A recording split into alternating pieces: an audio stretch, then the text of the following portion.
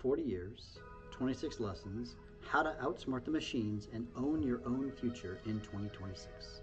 That's today's topic of the Reach Every Student podcast. Hi, I'm John Bergman. Welcome to episode 56 of this podcast. This is my 40th year in education, and I feel like I've seen it all. When I started teaching in 1986, no computers, I calculated grades by hand, I learned from physical books, and I looked things up in the card catalog. I've lived a deep and fulfilled life, and I hope that I've inspired others to do as well. I find myself being more reflective as the months and the years go by, and I think more about the future I want for my students. So as one of the old teachers, I'm like 62 years old, I'm going to give students 26 pieces of advice, and as we start out 2026. So this is a post meant for students, but I hope as teachers that you see the value of this advice for your students. I've taken these 26 things and I've broken them down into 3 categories. Phase 1 is mastering the craft, school and AI. Phase 2 moves to more of the personal and how you build in character traits. And phase 3 is connecting to the greater world. Most students think that if learning feels hard, something's wrong. I've watched this for decades, but here's the truth. Struggle is actually the part that matters. So tip number 1, turn struggle into strength. In the early 2000s, I had a student who was terrible at math. At least that's what she thought. She would get frustrated and shut down every time we tried something new. But I kept nudging her, letting her wrestle with the problems on her own before giving the answers. Slowly, bit by bit, she started to get it. That struggle, that wrestling with the material was what made it stick. The point is, growth almost never feels easy. The next time something feels hard, don't panic. Stay with it a little longer than you want to. That's that uncomfortable spot, what educators, teachers like me call the productive struggle. That's where learning really happens. And if you stick with it, you'll be surprised at just how strong you'll become. One thing I've learned over the years is that showing up prepared makes all the difference. So tip number 2, master the pre-work before you show up. I remember when I first started flipping my classroom, I asked students to watch a short video before class and then come to class to solve problems. The ones who actually did the pre-work, they soared. The ones who skipped it, they struggled. They got frustrated, they often gave up. The lesson is simple. Doing the work ahead of time isn't just busy work, it's the foundation. You can't build a strong house on a shaky foundation, and you can't build real understanding in a class if you haven't done the groundwork. So students, start small. Watch the 5-minute video, read that one page, and try that one problem before class. Then, when you show up, the real magic happens. The thinking, the practice, the discovery, that's where learning sticks. When it comes to using tools like AI, the order matters. This is tip number 3. In an open letter I wrote to my students about navigating the era of AI, I quoted Scott Latham. Scott is a professor at a business college in the US, and what he found something very surprising. Students who let AI write the rough draft first, and then they tried to fix it, actually did worse. The quality of their work went down, but students who wrote their rough draft first and then used AI to improve, well, they soared. Their work was far stronger. This tells us something important. Tools like AI should amplify your thinking, not replace it. So start with your own effort. Write, brainstorm, puzzle. Figure it out yourself. And once you have that foundation, then let AI help you clarify, expand, and refine. That's how you build real understanding and avoid shortchanging your own growth. Too many students treat class like a waiting room, waiting for the bell to ring, for the weekend to start, or for the better time to figure it out later with AI. Tip number 4, make class time count. Stop the waiting room game. But here's the truth. Real learning doesn't wait. When I started flipping my classroom, I realized that lectures belong at home, but the hard work belongs in class. Classroom time is precious because it's the only time you're surrounded by peers and a teacher who can help you wrestle with ideas. If you coast through class, play I'll just catch up later game, you're missing the struggle that actually will build your brain The insights, that aha moment, and the skills happen in the moment you engage. Put your phone away, lean in, and do the work now. Don't just sit there in the waiting room. Start building your future while you're in the room. Many students focus on getting points, chasing grades, quizzes, and homework scores. I call them grade hounds. They want the answer, the check mark, the easy win. But here's what I've learned in decades, this is year 40, of teaching. Those students rarely thrive long term. Don't be that kid. The ones who do thrive, that's who you want to be, the students who ask questions, even messy, imperfect questions. They lean into curiosity, explore ideas, and challenge themselves. That's how real learning sticks. When I flipped my classroom, I saw this clearly. Students who asked, why does this work? Or what if I try this differently? They not understood the material better. They carried that curiosity to everything else they did. Answers fade, but curiosity lasts a lifetime. So don't chase points, chase questions. Ask, explore, and wonder. That's the path to real growth and success. One of the fastest ways to get better at anything is to listen to feedback. Tip number 6, use feedback to guide growth. When most students hear feedback, they think it as criticism, not guidance. They get defensive and ignore it. That's a mistake. I remember when I was writing my last book, my editor cautiously told me that she had something to say. I piped in, chapter 15, and she said, yes. I knew it wasn't my best writing. I'd spent hours on it, but in the best interest of the book, I had to delete it, and she was right. You see, feedback's a mirror. It shows you where you can improve. If a teacher points out a mistake or a peer gives you an idea, don't take it personally. Take it as a tool to get better. Your growth works the same way. Embrace feedback, experiment, adjust, and keep moving. Every connection, suggestion, or critique is a step towards mastery. Don't fear it, use it. That's how real progress happens. In 5 years, nobody will care what your GPA is, but they'll care about how you think. Tip number 7, grades and answers fade, but the way you train your brain lasts a lifetime. Strong habits mean learning to analyze, question, and reason, not just memorize or copy. Here's a simple strategy. When you read something, ask yourself, do I really understand this? Could I explain it to someone else? Even better, prepare for an oral test, even if you don't have an oral test. Imagine explaining the material to your teacher or a classmate. If you can teach it, you can truly understand it. When you solve a problem, don't stop at the first answer. Instead, ask, is there another way? Think through different solutions. These habits train your mind to be creative, flexible, and independent. I've seen students who practice these habits tackle challenges others avoid. They're not naturally smarter, okay? They just know how to think well. Focus on how you think, not just on what you do. Build your thinking habits now, and your future self will thank you. Here's something I learned after decades of teaching. It doesn't matter when you learn something, it matters that you actually learn it. This is tip number 8 of 26. Take your time, mastery over speed. In my classroom, you get extra chances to show mastery.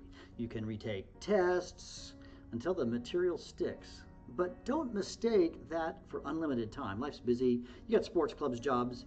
If it pulls you in 100 directions. You know, the students who really succeed aren't the ones rushing through to get a test grade. They're the ones who use their retake wisely, slow down, focus on understanding, and make the learning theirs. Mastery of something isn't a race. Take your time that you need, do it right, and own what you learn. That's the learning and the stuff that will last. One of the biggest lies students tell themselves is, I'm just not good at this. So tip number 9 of 26, believe you're capable. When you say, I'm just not good at this, I'm not good at math, I'm not good at writing, I'm not good at school, most of the time, you know what's actually missing? It's belief. I learned this the hard way in my life. Years ago, I was overweight and out of shape, and fitness was not my thing. But instead of deciding this just isn't who I am, I took one small step, and I signed up for a short triathlon. I wasn't good at it, not even close. That first time, I ran a block, and I almost threw up. It was terrible. But you know what I did? I kept showing up. The next day, I ran 2 blocks, and then 3 blocks. And little by little, focusing on something that I was bad at changed me. One step at a time turned into a healthier life. Eventually, I completed 4 Ironman triathlons, and I still do long distance cycling. Not because I was naturally gifted, but because I leaned into the struggle instead of running from it. That's how learning works too. You don't start capable, you become capable. Confidence comes after effort, not before. So don't decide too early who you are and what you're good at. Take the next small step, and then the next one, and the next one. You are capable of far more than you. Your life is moving at 2x speed. If you don't hit pause, you're just downloading information without ever installing it. Tip number 10 of 26, live a life of reflection. I've been journaling for over 40 years, and it changes me. Here's my journal. I have an agreement, by the way, with myself to be 100% honest in my journal. It's often raw, and I use it sometimes to actually argue with God, to lament, which means to cry, I guess, right? Yeah. And to rejoice. My thoughts clear up, and as I write, my path forward reveals itself. You see, reflection is looking at my mistakes and turning them into lessons. It's where we look at our wins and turn them into confidence. So don't just go through life, grow through it. Here's my challenge to you. Take 10 minutes today. Put your phone in another room, not in your room. Grab a notebook and ask yourself, what did I learn today? What mistakes did I make? What triumphs did I have? You might even use this letter to write, this time to write a letter to God. This small habit of reflection will set you up to thrive and to live a life of purpose. The habits you form now matter more than you think. We are habitual creatures. The question isn't if you have habits, it's whether those habits are shaping you or distracting you from your higher calling. So start small, put the phone down, read a few pages, do the assignment yourself instead of letting AI do it. These little choices add up. You were made for a purpose, not to be endlessly entertained, but to do meaningful work with your life. In today's world, distractions are everywhere. Apps, notifications, even AI doing your work. Watching this video, probably, right? Tip number 12 of 26, protect your thinking time. If you want to get ahead in school and in life, you need to protect your thinking time. For me, the best ideas come on a long walk or a bike ride. That's when my mind clears up, connections click, and thoughts flow freely. Even 15 or 20 minutes of uninterrupted thinking spark insights you wouldn't get otherwise. If you carve out this time, you'll excel. You'll ask smarter questions, solve tougher problems, and remember what you learned. Students who skip this step often rush, skim, or rely on shortcuts, and their understanding never sticks. So guard your brain. Take a walk, sit quietly, find a space to think deeply. That time is where the real learning and progress happens. Protect it like your future depends on it, because it does. So many students get stuck chasing perfection. Every test, every lab, every assignment. Tip number 13 of 26, don't aim for perfect, aim for progress. If it has to be flawless, there's a problem. You see, perfection is a trap. It keeps you from learning deeply and moving forward. I've seen students who study for hours, but still bomb a test. Why? They try to memorize for the short term rather than understand the material. They aim for the perfect recall instead of building lasting knowledge. Real learning comes from practice, mistakes, and reflection, not from endless hours of surface level memorization. Think of progress like a ladder. Every small step, trying a problem, asking a question, reviewing a concept, moves you higher. Even if it's not perfect, it's moving you forward. So stop aiming for perfection. Focus on learning a little deeper each time, improving each attempt, and building knowledge that lasts. That's how real progress and real success can happen. If you do anything significant with your life, there will be opposition. Tip number 14, take the high road. Some people will say and do mean things to you. In that moment, you have a choice. Do you lash back or do you let it bounce off of you? I have not done this perfectly. You hear me for sure. But I found that when I take the high road and do the harder things, things work out better for me, and they will for you too. So take the high road. When somebody attacks, turn the other cheek, a principle of Jesus. And you'll be surprised at how it makes your life better. Life is hard, but you get to choose your hard. This is tip 15 of 26. It's hard to resist cheating on a test, but you know what? It's even harder to live with the guilt. So choose your heart. It's hard to put down your phone, but it's even harder when distractions steal your time and your focus. Choose your heart. It's hard to ask for help, but it's even harder to fall silently behind. Choose your heart. It's hard to be kind to someone who annoys you, but it's even harder to lose a friend over pride. Choose your heart. It's hard to practice a skill and to stick to healthy habits, but it's even harder when opportunities pass you by and you lose your health. Choose your heart. Life will always be challenging. The difference is which challenges you pick. Choose the right heart, the one that builds you up. In 40 years of teaching, I've seen thousands of students. And I'm going to tell you something that might sound wrong. You're not that big of a deal. Tip number 16 of 26, walk in humility. Hear me out. I know, we live in a world that tells you that you need to be your own biggest fan. For every post, for every win, and to always be the main character. But arrogance is actually a ceiling. It stops you from growing. Arrogance says, I already know everything. Humility says, I'm a work in progress. When you walk in humility, you become coachable. You become the person people want to help. You become a leader whom others actually trust. Humility isn't thinking less of yourself, it's thinking of yourself less.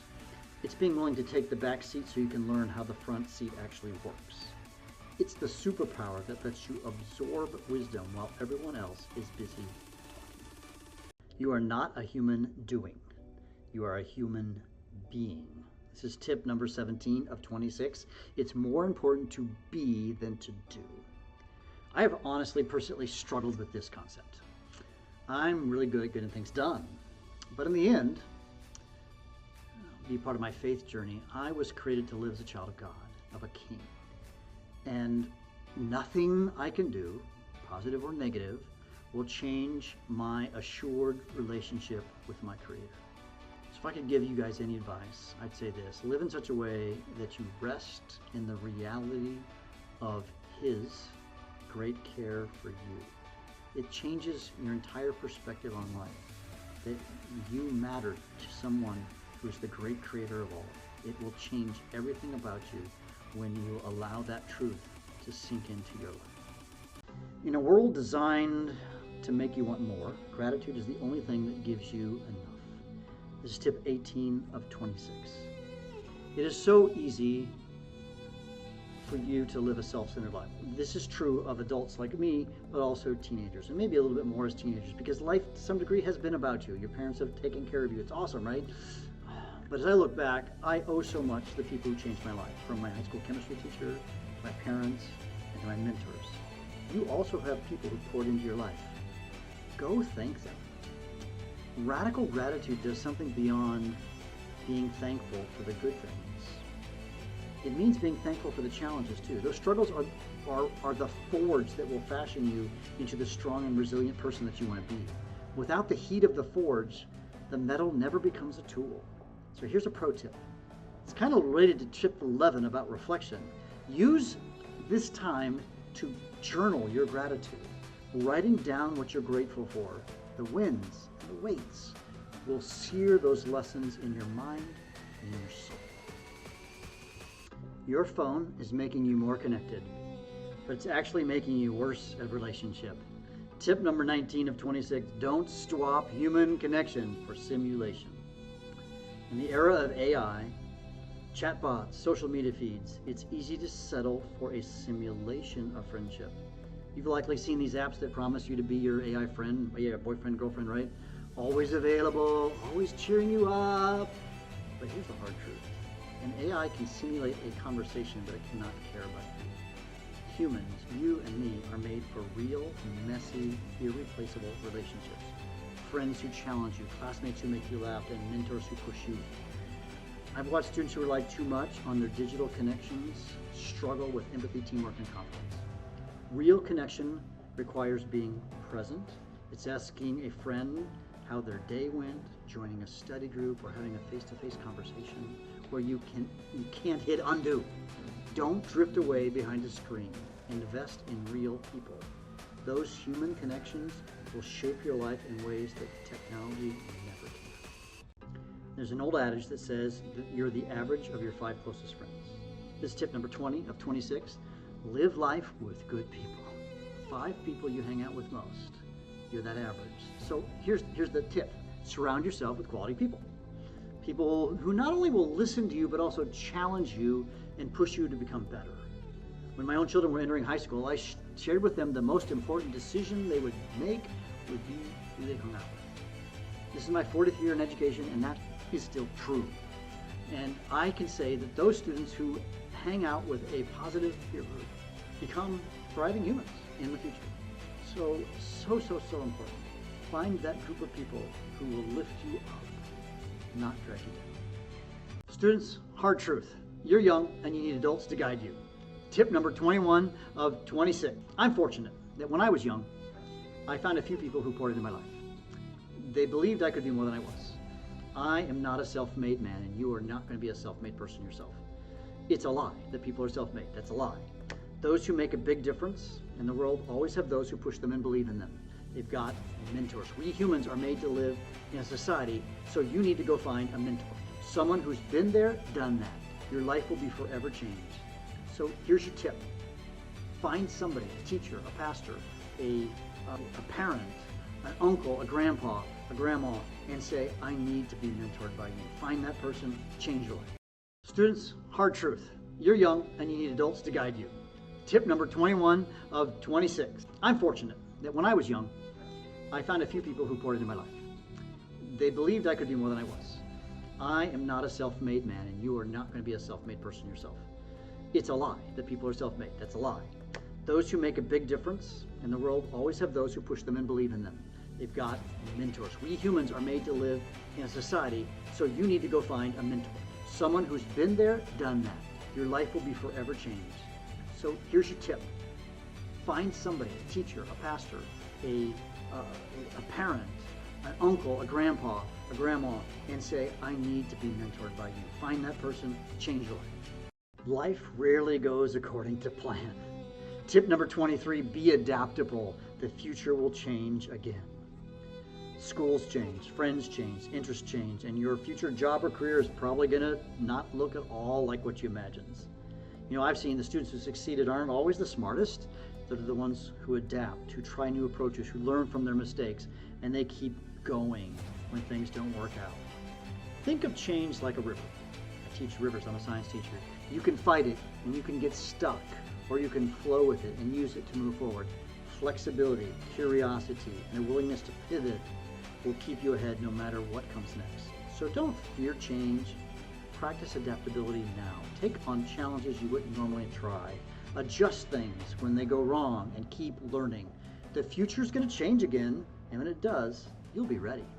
In my life, curiosity has always been my guide. Tip number 24 of 26, curiosity is your best habit. It's what led me to explore new ideas, to write books, and to take paths I never imagined. When I see a genuinely curious student, something magical happens.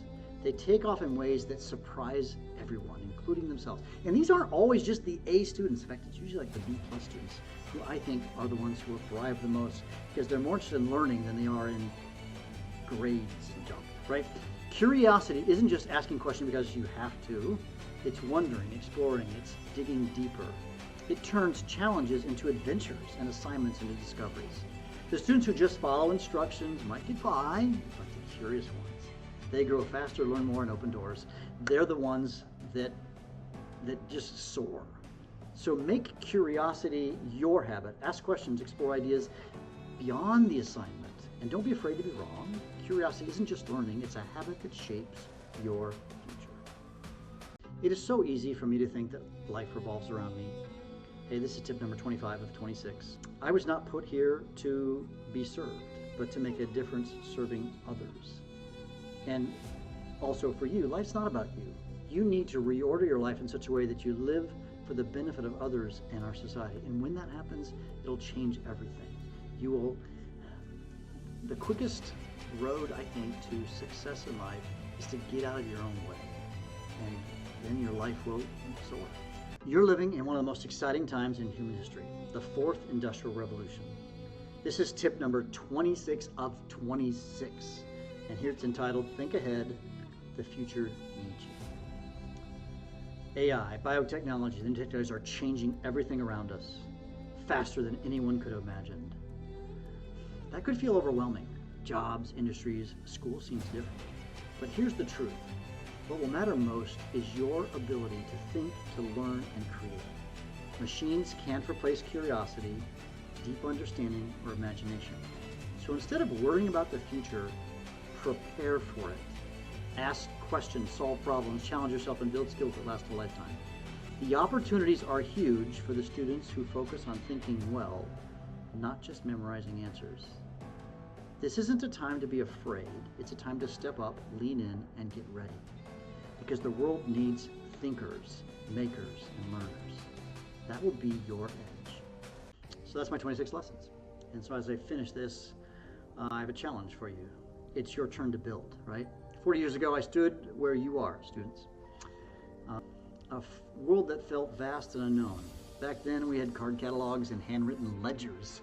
Today, you have the world's information in your pocket and AI at your fingertips. The tools have changed, but the requirement for a life well lived remains exactly the same. The future isn't something that just happens to you. It's something that you build. Every small choice, every wrestled math problem, and every act of humility. So here's my challenge for 2026 for you, my students, and for the students of the world.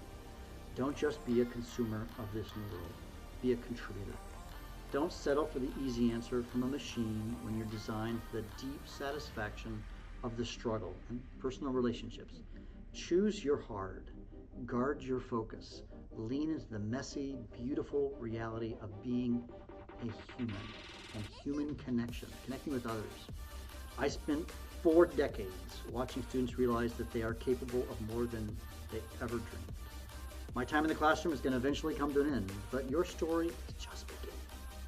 Take these 26 lessons, not as rules, but as a foundation to build upon. The world is waiting for thinkers, for servants, and for leaders who know who they are. Go out and be one.